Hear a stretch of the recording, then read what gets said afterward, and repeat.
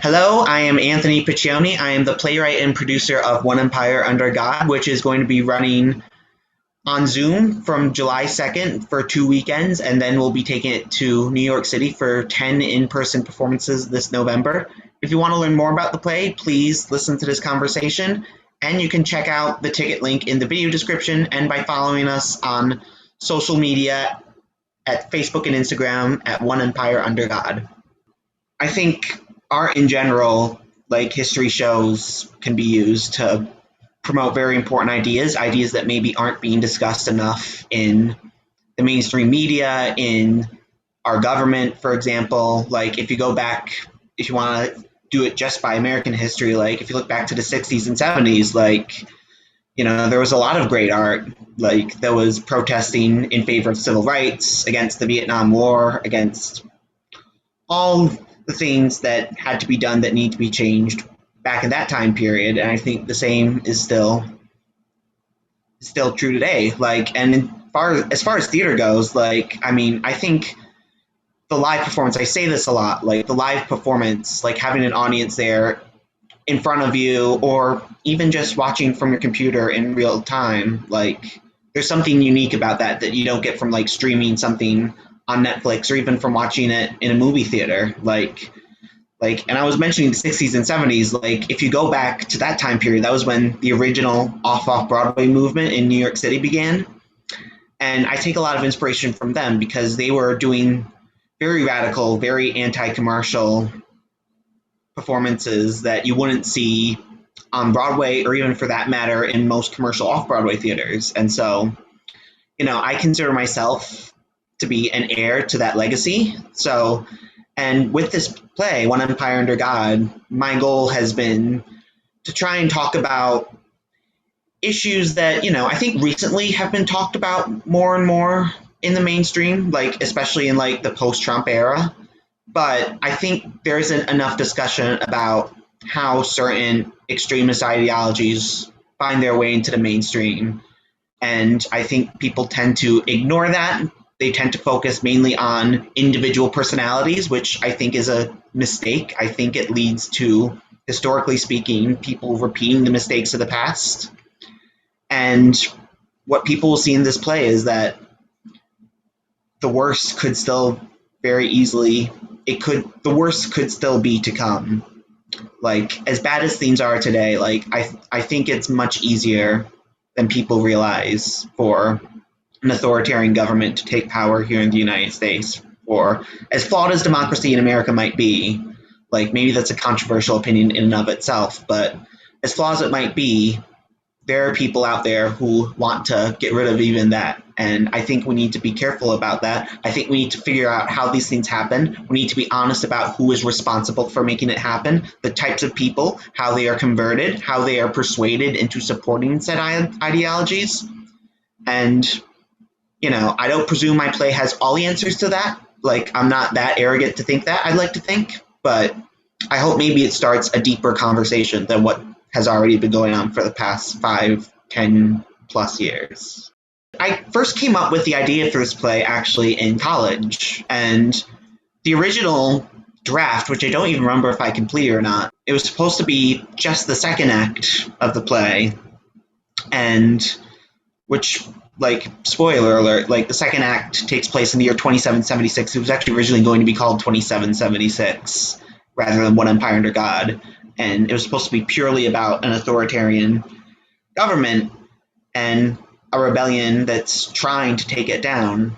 And, plot details from that have changed in and of itself since I first wrote it. But what changed between college and where we are today as I was writing it is I wanted to go deeper into how these governments come to power. So it's kind of like two plays in one, which are both connected and part of the same story. So you won't be seeing just one play, you'll kind of be seeing two plays that are in one history, if people understand what I mean. And yeah, so this version of this concept, I wrote the first draft, I want to say 2018 is when I started writing it. I think I wrote an outline or something in 2017, but I really got into writing it, I think, in 2018, and then part of 2019. And yeah, and I had to write it because I felt, even though there has been the past, 5-6 years or so, more political theater that's been coming up, I think people need to talk more about the causes of it. Like, I just felt I had to get this out there to show people what my perspective was, and also what people will realize when they see this play is also the role that organized religion plays in this. Now, I'm not against people who are religious. Like, I have friends who are Christian, Jewish, Muslim, Hindu, etc., Buddhist. So, but I think there are certain hardline evangelical people out there who, for decades, have been trying to subvert American democracy, and for that matter, democracy in all sorts of different countries. Like, I was born in 1982. I grew up in the 2000s, so I'm very much a product of the Iraq War generation. Others would call it the 9/11 generation. So growing up, like, I saw our government at the time trying to they took our country into wars, which I think was partly motivated based on religion, if I'm being totally honest.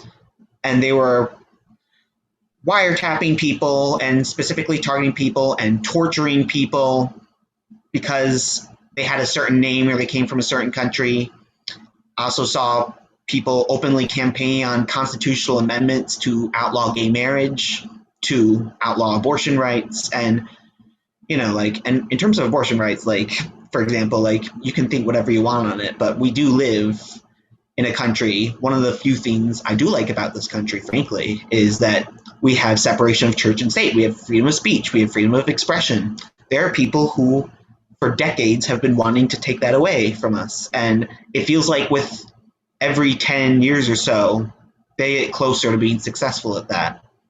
And I want to try and point out not just what's wrong with one person, one political party, but what's wrong with a much broader ideological trend that I've been seeing in America specifically, but also globally. So that's why I was compelled to write it. That's what inspired me to write it, and that's why I hope people come see it. One Empire Under God tells the story of a young man whose name is Damian Cunningham, and his story begins in the year 2405, and he has a lot of emotional and mental health problems, and he was an alcoholic at first, and then he turned to religion because in his mind he thought that was the only way he could escape it. And in his vulnerability, an elderly priest who has very bigoted views, he's able to manipulate him into using his talents for virtual media technology, which sort of is the successor in this timeline to social media, to try and promote a radical agenda against the secular humanist president at the time. And it leads to a populist uprising that, I don't know how much further I can go. Like, I think the summary sort of explains what happens from there, but, it leads to some really bad things. It leads to some rebels. Like, the two main rebels are named Jessa Barclay and Josh Garcia, and they're sort of the leaders who have to take down the government, or try to. I'll let you know how successful they are or not if you come see the play. Although, I don't know why I said that, because if you see the play, you'll already know whether it's successful or not. But you know what I mean. It's hard for me to do summaries well without going to spoilers, especially with a play like this where every single little event is intertwined. But I really do mean it when I say that my goal was to try and show both the rise and what might be the last resort for how to take down fascistic ideologies. And I think the characters, so to speak, in this play are vessels more for that ideas. So, it's kind of, it's not purely like a Brechtian type of play, but it's similar, I think, to Brecht and what he did in the sense, I don't mean to compare myself to Bertolt Brecht by any means, but I think it's similar to what he did in the sense that his goal with a lot of his reign was to promote ideas rather than dive into the psychology. I did that with my last full-length play. I did that with Therapy Session with Myself, which, by the way, is published. Everyone should go buy that. But I digress. But with this play, I think the main goal is to promote ideas and thoughts rather than dive deep into psychology. That's not to say there isn't any of that in this play. I like to think there is, but I'll leave it to the people to decide on that. But yeah, that's what the play's about, without giving too much away. It was directed by a guy named Andres Gallardo Bustillo. He was the assistant director of my last full-length play, A Therapy Session with Myself, and he was also an actor in a short play I wrote called What I Left Behind. And so he cast the play, and not all the actors, unfortunately, from the private reading we did back in October are going to be coming back. Like, we had some people who had scheduling conflicts and such, so unfortunately not everyone could join us. But a lot are. And look, I think, just to name a few examples, I think Mark Verzat, who plays the Reverend character I was mentioning, I think he does a phenomenal job in terms of portraying the sinister menace, for lack of better words at this moment, of these sort of evangelical ministers and how they use their personal charisma to manipulate people into following them. And there's another actor named Ellen Williams who plays a senator who's kind of like one of the few people in the room to resist what's going on and say, hey, maybe this isn't a good idea. And I could go on with all day with like praise for my cast, but like there's a lot of good actors we have in there. Like to name some of the returning actors, like Louise Heller, someone who I've worked with on two of my other plays before. Patrice Manfredi, who was in my play festival also recently, talking it out, which you've interviewed me on before. Also Dan Morrow, who was in my last full-length play, Therapy Session with Myself. He's playing Damien Cunningham in this iteration of One Empire Under God. So we have some good actors, and I'm pleased with it. I think Andres did a good job casting it. As far as what I hope they get out of this play, like I like to think I made that clear. I don't think I have all the answers to the right way to combat fascism, to prevent it from taking power again. But what I do hope it does is start a conversation about not just who these people are. Like, we can name names. Like, we can point to people like Donald Trump. We can point to people like Tucker Carlson. We can point to people like Richard Spencer if we want to go to the most extreme of extremes. But, I mean, it's more than that. It's more than just one person. Like, I always said, when Donald Trump was president, like, I wasn't so much scared of him so much as I was scared of the people who follow him. Because the people who follow him, a lot of them really believe in that shit. They really do want to impose their cultural, religious, nationalistic ideology on everyone in the world they possibly can. They really do believe that, I think. Like, how informed they are, I guess it varies, but regardless of how educated they are, they all believe that. And it's scary to think how many people there are like there who exist and who quite possibly can never be persuaded toward another way because they might be too far gone. I really wish I was wrong. I hope I'm proven wrong. I like to think there's still hope for some of these people, but I'm not optimistic about that. And I think the way to prove that wrong is maybe if someone comes to see this play, maybe someone will think, okay, how do we stop an even worse government from rising to power? How do we persuade these people that this isn't the way? So that maybe the last resort, which people will see in this play, doesn't come to this. And again, I don't want to spoil anything, but there is a quote from John F. Kennedy that I really like.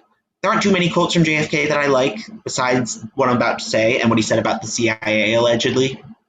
But he said once, those who make peaceful revolution impossible make violent revolution inevitable. Now, I don't believe in violence, but I'm wondering how much more desperate can people get, and if it gets to a point where we really are rid of democracy in America, or for that matter, the world, I think it's worth asking what other solution there is. So I'm probably going to get some hate mail for saying that, but it's all good. I'm the one who said it. For anyone listening, just keep that in mind. I will say this, we don't get too deep into the play, but there are other issues that it touches on at the beginning. So, like, changes in the climate and the environment that happen later on in the future. Like, this play assumes that we survive human extinction, and also, like, how lots of people in rural America don't catch up to technological innovation that happens in the future in this historical timeline that exists in the play. And I think there does exist a lot of desperation out there that causes people to fall for these extremist demagogues who pretend to have solutions but really just want to take away everyone's rights. So, like, I think there is some truth to that. I don't know if it's the whole only reason though, because like people are still voting for these people even after they destroy a good portion of their lives. So, but you know, that's a possible answer. I don't think that's the only answer, but you know, we'll have to wait and see. I mean, in terms of what I hope the audience reaction is, first of all, I hope people come see the play. Our tickets can be bought on Eventbrite. It's only a minimum purchase of $1. We recommend $25 so that we can raise funds to offset production costs for our in-person production. But when you come see it, like, I hope maybe we can start, maybe the audience will start to look at certain people and certain movements for what they are. And, you know, these aren't just people who've been manipulated by social media. I mean, in some cases they are, but a lot of them are very, very bad people. I hate to say that about my quote-unquote fellow Americans, but I think that's the truth. And I think a lot of them are too far gone. And I think we need to look honestly at what we're dealing with and stop trying to play games and stop trying to call for some bullshit unity with people. Like, earlier in January when the president gave his inauguration speech, he, you know, like, I think he had good intentions, but he called for unity. I don't know if unity is possible. And not only is it, do I think it's not possible, I don't think we should want unity with people who believe in fascism, which is basically what these people believe in. So that's what I hope they come away with. And as far as what happens after this virtual production, you know, we do have some in-person performances. We have 10 performances at the Tank here in New York City that are coming up in November. So I hope people will come see that. And after that, you know, I'm trying my best to focus on making these productions of the play as successful as they can be. But, you know, looking ahead to 2022, who knows? There may be more exciting things to look forward to with this play. I don't want to say anything yet because I don't want to like, what's the phrase I'm looking for? Jump the shark or jump the gun or whatever. People listening will know what I mean. But like, I'm hopeful that there will be more to look forward to after this in some form or another after November. And for that matter, after July. But we know there's going to be more to look forward to after July. Like, every donation we get from our Eventbrite page, and I should also note, we do have an active Patreon page still. Like, I haven't been promoting it as much because we're probably going to be shifting gears in terms of broader fundraising in the coming months. But those donations will all go toward, A, making this 2021 November production as successful as possible. And also, if we're lucky, maybe bring it to another venue in 2022. So if you think I have a good idea for this play, if you believe in these ideas, if you believe in just the broader concept, I'd like to think, like, as I hope I don't sound pretentious when I say this, but like the broader concept of using theater and using art as a way of promoting an agenda that believes in justice, equality, freedom, not the bullshit freedom that some people talk about. I'm talking about real freedom, where people can have the right to express themselves for who they are without worry about any sort of government or, for that matter, corporation trying to dictate their values for them. Then you should come see this. Like, one of the things I'm most proud of in my career is that the fact that I've been able to produce all of my work pretty much without any corporate sponsorship or like millionaire donors or investors or anything like that. Now, having said that, if there's an investor who wants to invest in this play, I don't know why you would, given how radical it is, but go right ahead. Having said that, I am very proud of the fact that I've been able to do it with a lot of grassroots funding, and in some cases with my smaller plays on like a shoestring budget. So, like, this truly is, like, people talk about like indie art, like I host a podcast called Indie Art Today, but like this really is, like, I'd like to think what independent art is. It's raw, it's honest, it doesn't sugarcoat anything, and it tells people what they need to hear, I think, and hopefully it's entertaining too. I think it's an entertaining play. I'm biased, obviously, but I think it's an entertaining play. But I also think it's very educational. And if you're someone who believes that theater can be not just entertaining but educational, maybe you should buy a ticket to this virtual production. And if you can't do that, we also have an option on our Eventbrite page just to donate. I encourage people to follow us on Facebook, which is www.facebook.com/OneEmpireUnderGod, and on Instagram at OneEmpireUnderGod. You'll get all the updates about this July performance, which runs beginning July 2nd and runs for 2 weekends. And we have both 2 p.m. Eastern Time performances and 7 p.m. Eastern Standard Time performances. So if one time zone doesn't work for you, you can always come the other time. And we just recently announced that we're going to be producing the play for its first in-person performances at the Tank, which is actually recently won an Obie Award, so it's getting more prestigious in New York City. And we're going to be producing that in November over 2 weekends for 10 performances total, which, I think might be the most performances I've ever gotten for my play within the span of just 1 month. So I'm pretty happy about that, and I think it's going to be awesome. I hope it's awesome. I'm knocking on wood just because there's a part of superstitiousness in me that doesn't want to jinx it. But, I think if we get lots of people to come see, especially the November performance, but also the July performance, then I think it's going to be really good. Hello, I am Anthony Piccione. I am the playwright and producer of One Empire Under God, which we are going to be premiering to the public on July 2nd over Zoom for 2 weekends, and we'll be taking it to New York City for 10 performances in person this coming November. To learn more about the show, you can go to www.facebook.com/OneEmpireUnderGod, or you can follow us on Instagram at OneEmpireUnderGod, and you can find the ticket link on Eventbrite by going to our social media pages there.